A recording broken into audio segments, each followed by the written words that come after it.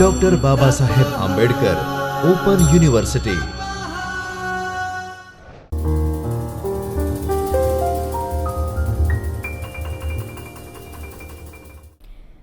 નમસ્તે વિદ્યાર્થી મિત્રો, આગળના વ્યાખ્યાનમાં આપણે ગાંધીયુગમાં એટલે કે ચંચી મહેતાથી માંડીને પૂજાલાલ નામના કવિ સુધીની સોનેટો અને તે કવિ સુધીના સોનેટો અને તેમનો વિકાસ એમનો આપણે ઊંડાણથી અભ્યાસ કર્યો. હવે ફરી પાછા આપણે આ વ્યાખ્યાનમાં ગાંધીયુગના નોંધપાત્રીય કવિઓ એટલે કે અનુગાંધીથી માંડી અને આધુનિક યુગ સુધીની સોનેટ રચનાઓ અને તેમાં થયેલો વિકાસ એમનો આપણે અભ્યાસ કરીશું.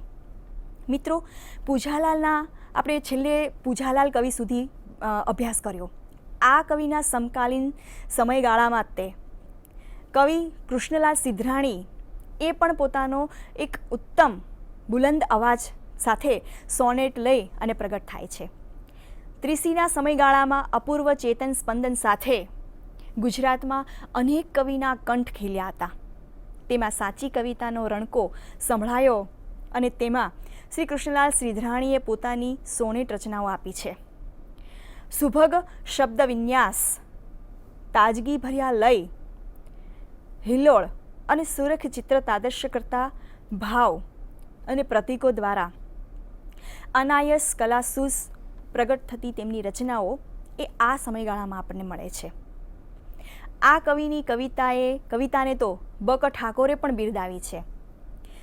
ચિત્રાત્મકતા, કલ્પન અને પ્રતીકની યોજનાનો સુંદર પ્રયોજન એટલે કે સુંદર સમન્વય એ આ કૃષ્ણલાલ સિદ્ધરાણીના સોનેટોમાં જોવા મળે છે. તેમના સોનેટોમાં ભરતી અને અરબી રણ એ ખૂબ ઉત્તમ રીતે આલેખાયું સોનેટ છે.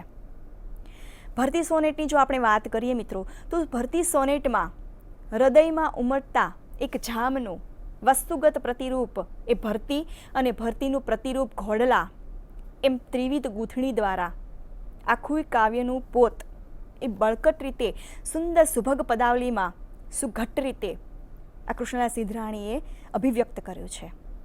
તો અરબી રણ એ સોનેટમાં તેમને રણની કરાળતાનું એક ચિત્રાત્મક આલેખન આપ્યું છે. સમદ્રષ્ટિએ ગાંધીયુગના હોવા છતાં પણ એમની અભિવ્યક્તિની દૃષ્ટિએ આપણે જોઈએ તો અનુગાંધી યુગની કવિતાના લક્ષણો ધરાવતા બે સબળ કવિઓમાં એક તો છે હરિશ્ચંદ્ર ભટ્ટ અને બીજા છે પ્રહલાદ પારેખ. એ બંને કવિઓ જોવા મળે છે. સૌંદર્ય નિમિત્ત પ્રધાન એ આ બંને કવિનું લક્ષ્ય છે. હરિશ્ચંદ્ર સામે તો બક ઠાકોરનો એક કાવ્ય આદર્શ પણ રચાયો છે. એમના સોનેટોમાં એમનું નિજત્વ એક રીતે પ્રગટ થતું જોવા મળે છે. એમનું કવિ હૃદય એ બાહ્ય સ્વરૂપની સિદ્ધિ કરતાં ભાવાભિવ્યક્તિ પ્રત્યે વિશેષ સભાન રીતે રહ્યું છે. જો એમના સોનેટમાં આપણે જોઈએ તો જીવન મંગલ તારું નિત્ય, જીવન મંગલ તારું નિત્ય એ સોનેટમાં હરિશ્ચંદ્ર ભટ્ટ એ પ્રણયનું ઉદાત્ત સ્વરૂપ એ વ્યક્ત કરે છે. પ્રણયને કવિ વાગોળતા નથી, પણ મિલન સ્મૃતિનું સોનેટ એ પેટ્રાક્ષાયી શૈલીમાં એક મિલનની ક્ષણથી એટલે કે અંતિમ શ્વાસ સુધી એ ત્યાંનો ભાવ એમાં વિસ્તર્યો છે. જીવન મૃત્યુ સોનેટમાં તેમણે જીવન મૃત્યુ અને જય પરાજય એ વિશે તેમણે વાત કરી છે. કેમ એમાં તેમણે 7 ખંડમાં એ વાત દર્શાવી છે. મિત્રો, હરિશ્ચંદ્ર ભટ્ટે ખંડકાવ્ય પણ ઉત્તમ આપ્યા છે. એમનું પરાજય નામનું ખંડકાવ્ય પણ એટલું જ ઉદાત્ત છે. એમના ઉત્તમ ભાવો અને એક ચિંતન એમના તમામ સોનેટો અને કવિતા રચનામાં જોવા મળે છે. તો એમના સમકાલીન સર્જક તરીકે બીજા કવિની વાત કરીએ તો પ્રહલાદ પારેખ પાસેથી 8 સોનેટો પ્રાપ્ત થાય છે. એમના સોનેટોમાં ભાવની અભિવ્યક્તિ સાધવામાં પ્રહલાદ પારેખ અનુગાંધી યુગમાં સફળ રહ્યા છે. એમના સોનેટોમાં રહેલી સહજતા, સરળતા અને પારદર્શકતા એમને એક ઊંચા સોનેટ કવિ તરીકે સિદ્ધ કરે છે. એમના સોનેટમાં વિદાય નામનું સોનેટ એ ખૂબ એટલે કે ઘેરા કરુણની અભિવ્યક્તિ દાખવતું સોનેટ છે. પોતાના સ્મરણનો ભાર પણ ન રાખી શકે અને અન્યની સાથમાં એ બધું ભૂલી જવા કહેતા એવું કવિનું ગર્ભિત કરુણ એક કરુણ સંવેદન એમની વિનમ્ર ક્ષમા યાચનાથી પણ તીવ્ર બન્યું છે.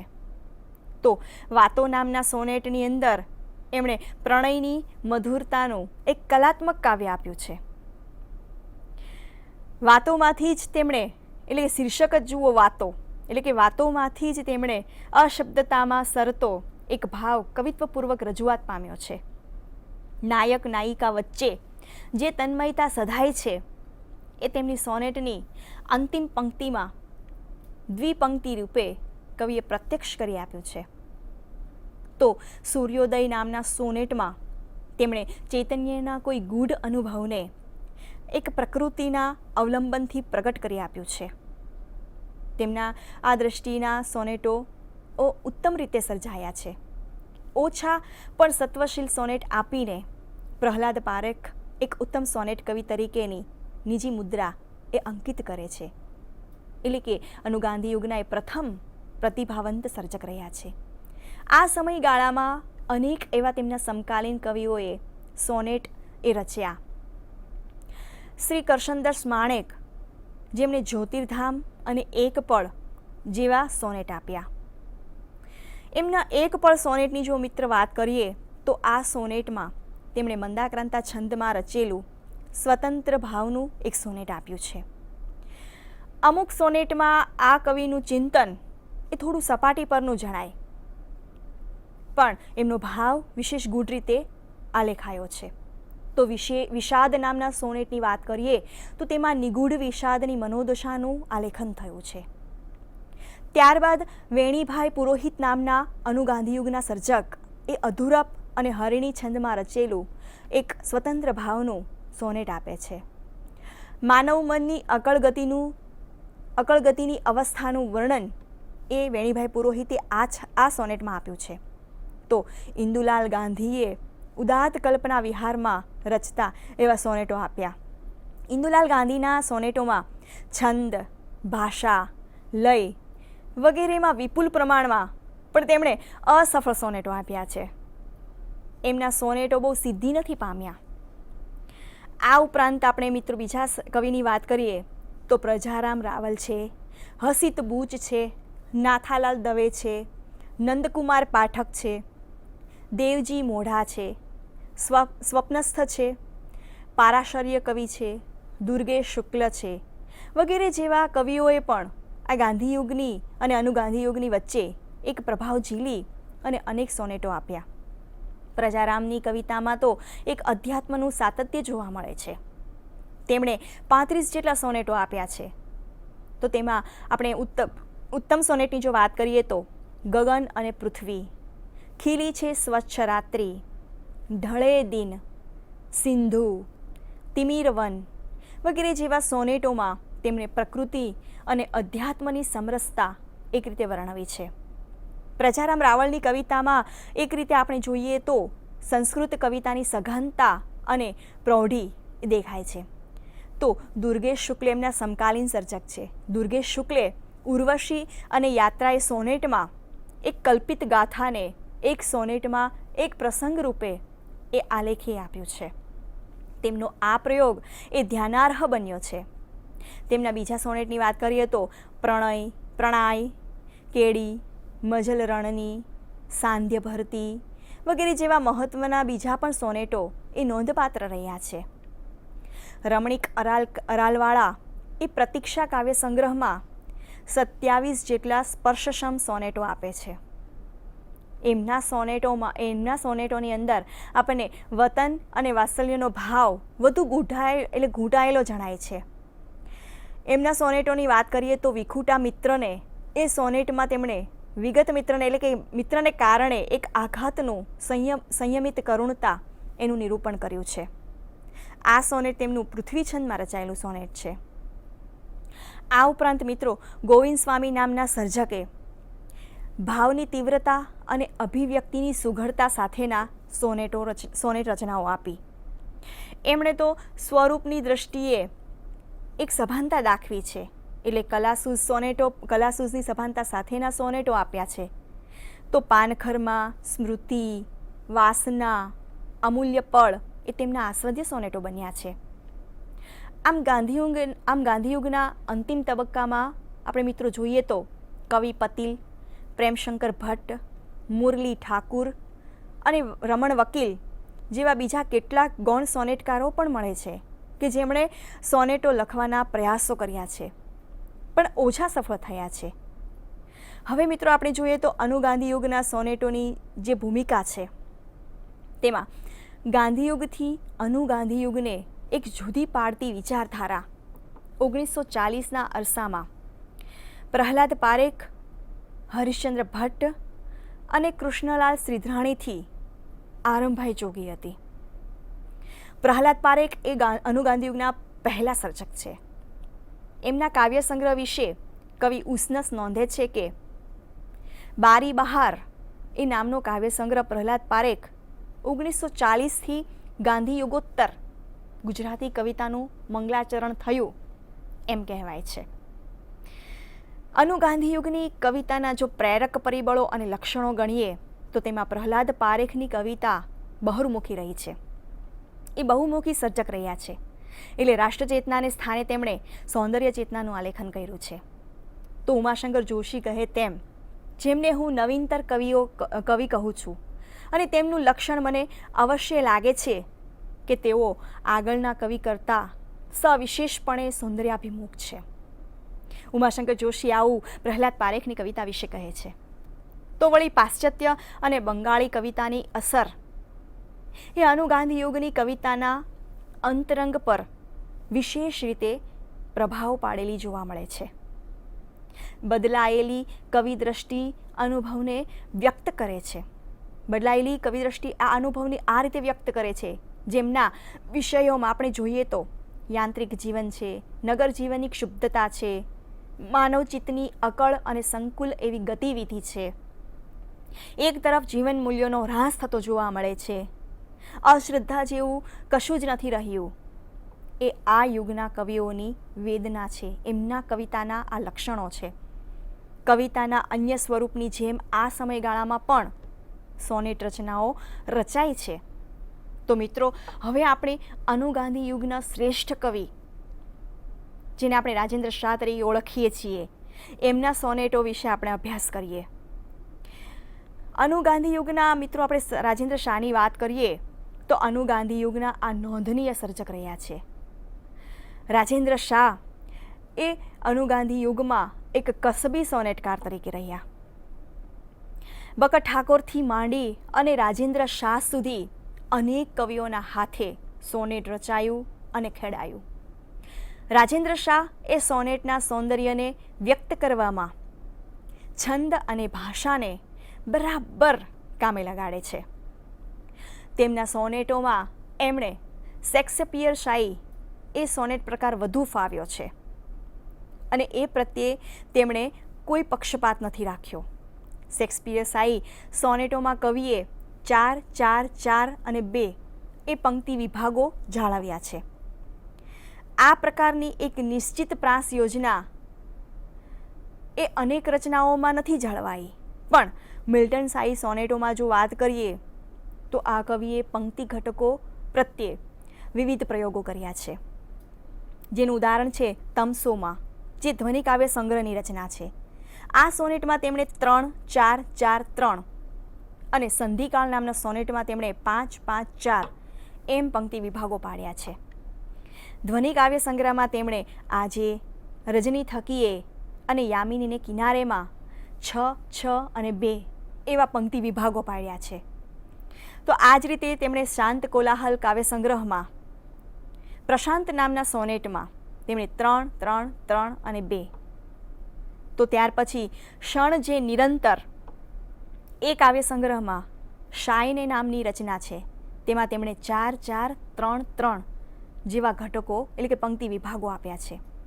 કાવ્યની તેમની આંતરિક આવશ્યકતા અનુસાર તેમણે એક પ્રાસ યોજના જાળવી છે. એમને જ તેઓ સ્વીકારે છે. રાજેન્દ્ર શાહના સોનેટોમાં આપણને મિત્રો અક્ષરમેળ અને સંખ્યામેળ એ છંદોનો વિનિયોગ ઉત્તમ રીતે જોવા મળે છે. તેમણે વિયોગિની, ઇન્દ્રવ્રજા અને ઉપેન્દ્રવ્રજા, ધ્રુત વિલંબિત, વસંત તિલકા, મંદાક્રાંતા, પૃથ્વી, શિખરણી, હરિણી, શ્રદ્ધરા વગેરે જેવા અનેક એવા છંદોનો આ કવિએ કુશળતાપૂર્વક પોતાના કાવ્યોમાં અને સોનેટોમાં ઉપયોગ કર્યો છે. મિત્રો, દ્રુત વિલંબિત છંદ સૌથી અઘરો છંદ છે અને તેમની મોટાભાગની રચના દ્રુત વિલંબિત છંદમાં રચાય છે. કવિ રાજેન્દ્ર શાહે આયુષ્યના અવશેષે નામની એક સોનેટ ગુચ્છમાળા રચી છે. એ આખી ગુચ્છમાળા હરિણી છંદમાં રચાય છે. તો તેમના વિશે બકર ઠાકોર કહે છે કે ઘરડા માણસનું મન જે લયમાં વિચારે એ લયનો છંદ આ કવિએ બરાબર પકડ્યો છે.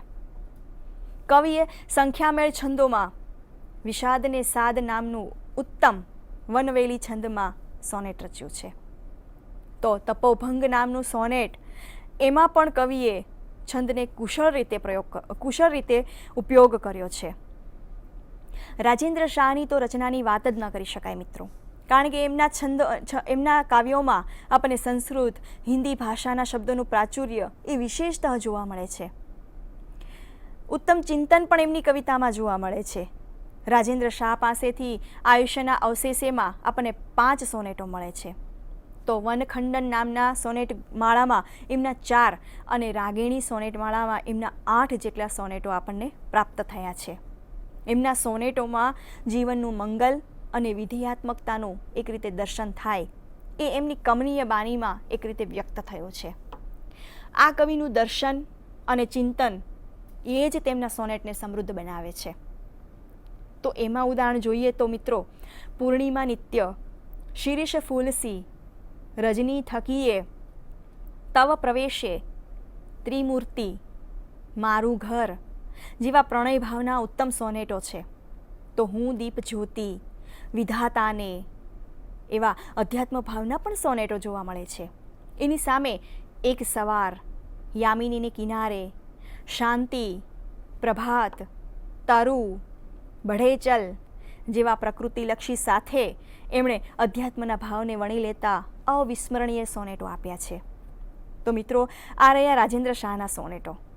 હવે આપણે નિરંજન ભગત કે જે અનુગાંધી યુગના એક શ્રેષ્ઠ સર્જક રહ્યા છે, તો એમના સોનેટો વિશે આપણે વાત કરીએ. અનુગાંધી યુગના શ્રેષ્ઠ સર્જક તરીકે નિરંજન ભગત એ શ્રેષ્ઠ સર્જક ઉપરાંત એમની કવિતામાં આપણને એક સ્વાતંત્ર્યોત્તર કાળની એક ભૂમિકા જોવા મળે છે.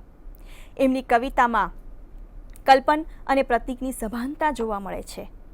માનવ અને સમાજનું બદલાયેલું સ્વરૂપ એ કવિની કવિતામાં અસરકારક રીતે આપણને અંકિત થયું જોવા મળે છે. તેમણે માત્ર 17 વર્ષની વયે હૃદયની ઋતુઓ જેવું પૂર્ણ સોનેટ રચ્યું. હૃદયની ઋતુ નામનું એમનું ઉત્તમ સ્વરૂપનું આ પૂર્ણ સોનેટ છે, જેમાં વિષય, ભાવ અને પ્રતીક આ બધી દ્રષ્ટિએ એમનું આ ઉત્તમ સોનેટ ગણી શકાય. આ નિરંજન ભગતે સૌથી વધુ મિલ્ટન સાઇઝ સોનેટમાં પોતાના સોનેટો આપ્યા. આ કવિને પરંપરાગત પંક્તિ ઘટકો રચ્યા, પરંતુ પરંપરા અનુસાર પ્રાસ યોજના તેમણે નથી કરી. એટલે કે 11 અને 12 એવા અક્ષરના છંદથી માંડીને નિરંજન ભગતે 17 અને 19 અક્ષરોના છંદને સ્વીકાર્યા. પૃથ્વી છે, શિખરણી છે, મંદાક્રાંતા છે, શાર્દૂળ વિક્રીડિત છે, એવા છંદોને આ કવિ પોતાની સોનેટ રચનામાં પ્રયોજે છે. આધુનિક અરણ્ય, મુંબઈ નગરી, એપોલો પર ચંદ્રોદય જેવા તેમના ગુજરાતી સાહિત્યના નોંધપાત્ર સોનેટોમાં ગણી શકાય. એમના સોનેટોમાં કવિનું છંદ પરનું પ્રભુત્વ બરાબર જળવાયું છે. મુંબઈ નગરી તો તેમનું ખૂબ જાણીતું અને નોંધપાત્ર રહેલું સોનેટ છે. એ સોનેટમાં તેમણે પોતાની સ્વકીય મુદ્રા ઉપસાવી છે. એટલે આ કવિ એ આત્મલક્ષી કે પરલક્ષી સોનેટમાં ખૂબ તટસ્થ રહ્યા છે. તેમની તમામ રચનાઓ તટસ્થ રીતે જોઈ શકાય છે. બલ્લુ કાકા, ગાંધીજી, ચુનીલાલ મડિયા, કવિ રિલ્કે વગેરે જેવા વ્યક્તિ વિશેષને ધ્યાનમાં રાખી, કેન્દ્રમાં રાખીને પણ તેમણે અનેક રચનાઓ આપી છે. તેમના પણ વ્યક્તિત્વને એ એમના સોનેટોમાં ઉપસાવી આપે છે.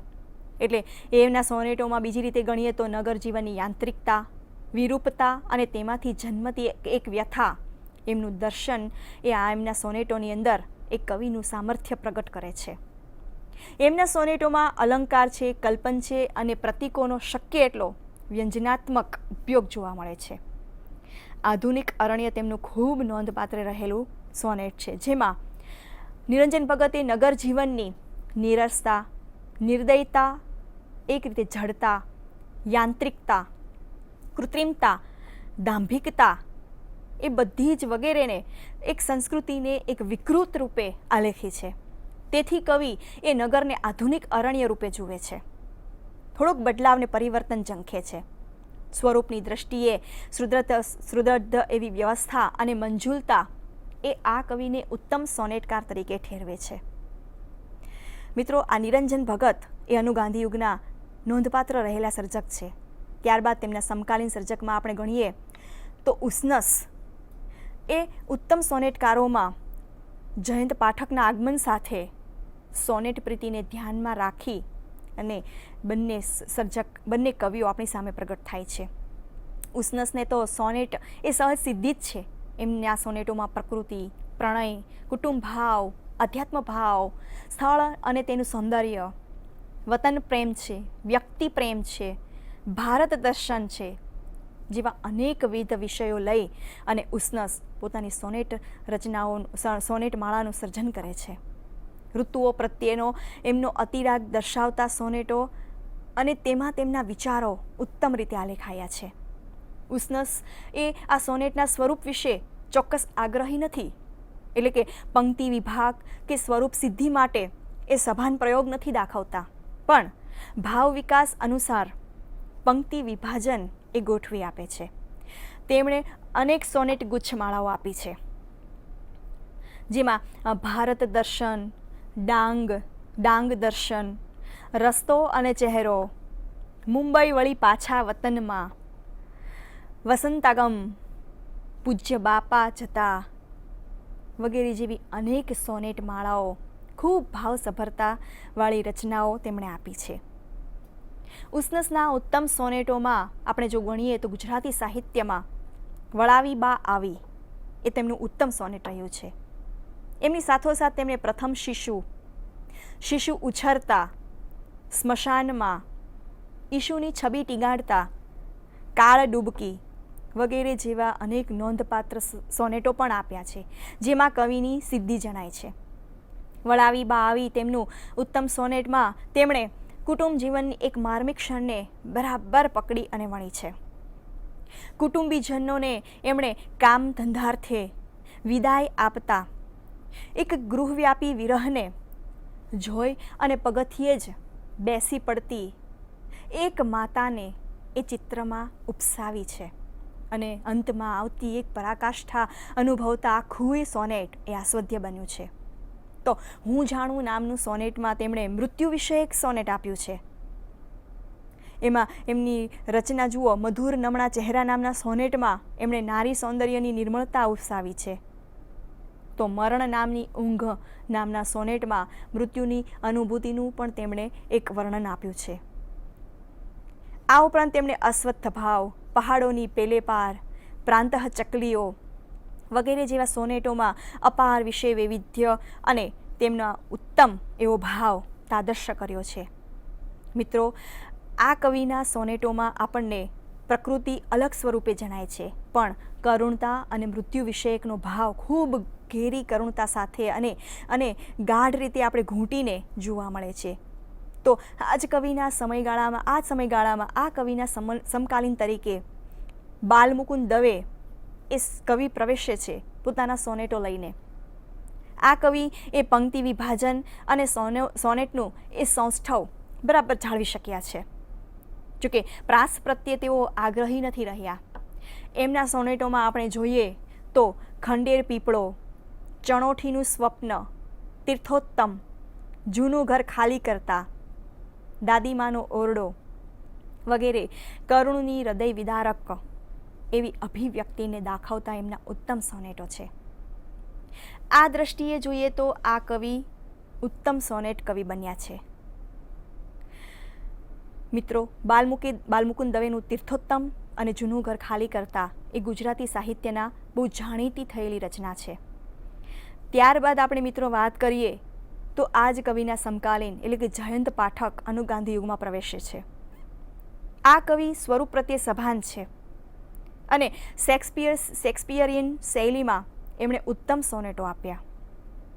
જયંત પાઠક અનુગાંધી યુગમાં ખૂબ સારી રીતે પોતાના સોનેટો અને કવિતાઓ આપે છે.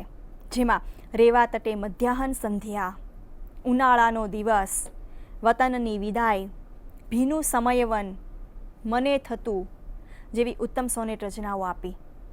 તેમની સોનેટ રચનામાં છંદ પરનું પ્રભુત્વ, પ્રાસ જાળવણી અને સંધ્યાકાળનું એક સુંદર ચિત્ર, એની સાથોસાથ મૂર્છા દશા, તો સાથોસાથ રતિવિલાસ અને વતનનો ઝુરાપો, અતીતની સ્મૃતિઓ, સ્વપ્ન અને સ્મરણની અનુભૂતિ વગેરે જેવા વિષયો અને આપણે ભાવાભિવ્યક્તિ એ આ કવિની કાવ્યજ્ઞતા અને તેમની સોનેટમાં આપણને ઝંકૃત થાય છે.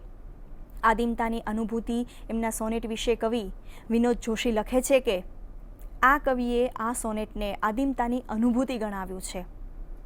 એટલે કે નગર સંસ્કૃતિને સભ્ય ગણાતી વિભીષિકાઓથી વેગળો થઈ અને તેમણે આદિમ આવેગોને મુક્તપણે અનુભવતો આ પ્રથમ કવિ રતિમૂલક અધ્યાસો આપી અને મનુષ્યની આદિમ વૃત્તિને પ્રબોધી રહ્યો છે.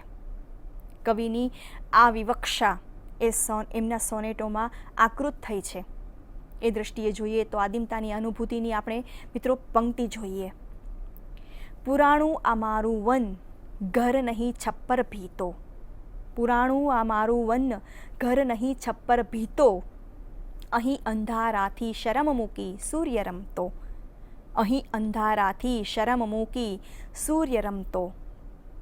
તો મને થતું નામના સોનેટમાં તેમણે રંગવિહીન પત્ની એ માતા બન્યા પછી જે દ્રષ્ટિથી માતાને જુએ એ ક્ષણ એ કવિએ વર્ણવી છે. જુઓ,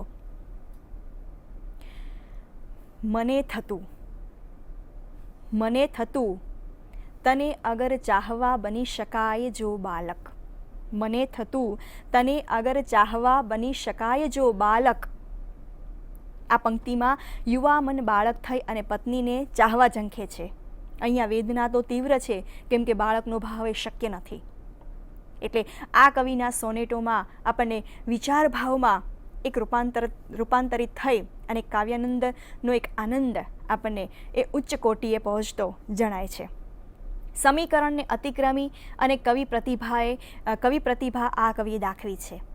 જયંત પાઠક પછી આપણે જો વાત કરીએ તો મિત્રો પિનાકિન ઠાકોર, મકરંદ દવે, હસિત બુજ, પ્રિયકાંત મણિયાર, હસમુખ પાઠક, વિનોદ જોશી, વિનોદ અર્ધવયુ, સુરેશ દલાલ, હરીન્દ્ર દવે, નલિન રાવળ, ચંદ્રકાંત ટોપીવાલા વગેરે જેવા સારા પ્રમાણમાં કવિઓએ પોતાની સોનેટ રચનાઓ આપી છે.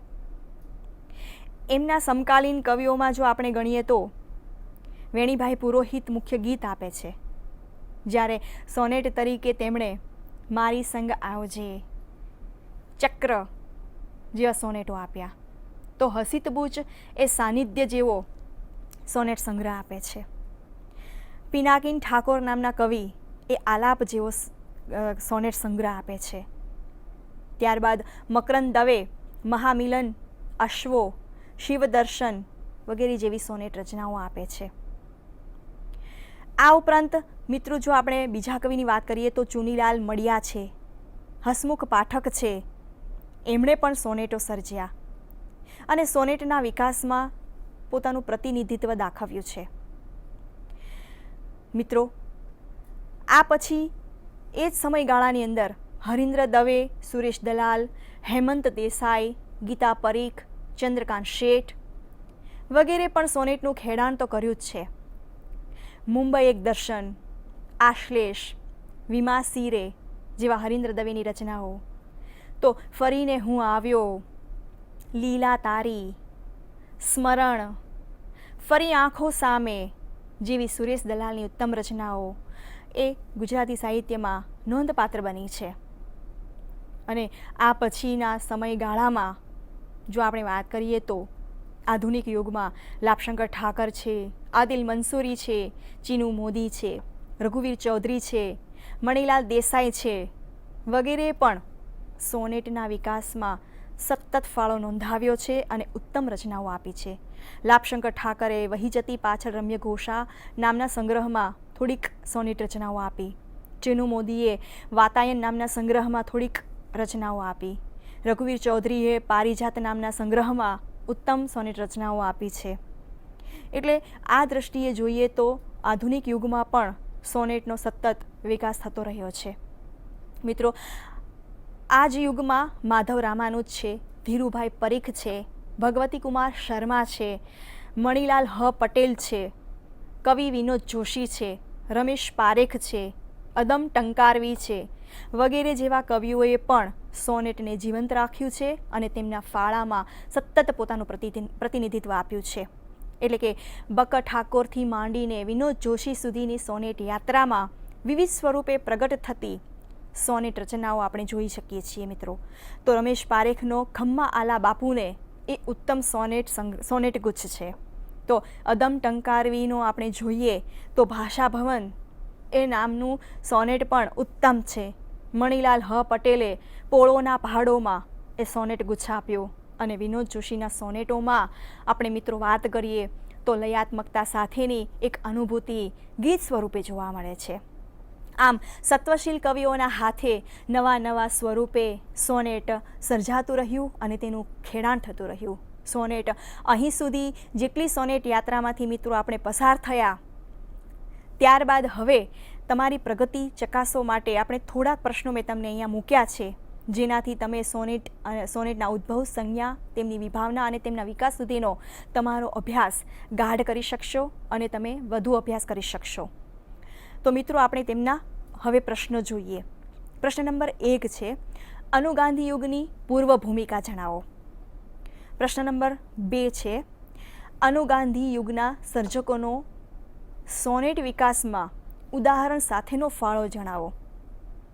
પ્રશ્ન નંબર 3 છે, અનુગાંધી યુગમાં પ્રયોગશીલ સોનેટકારોની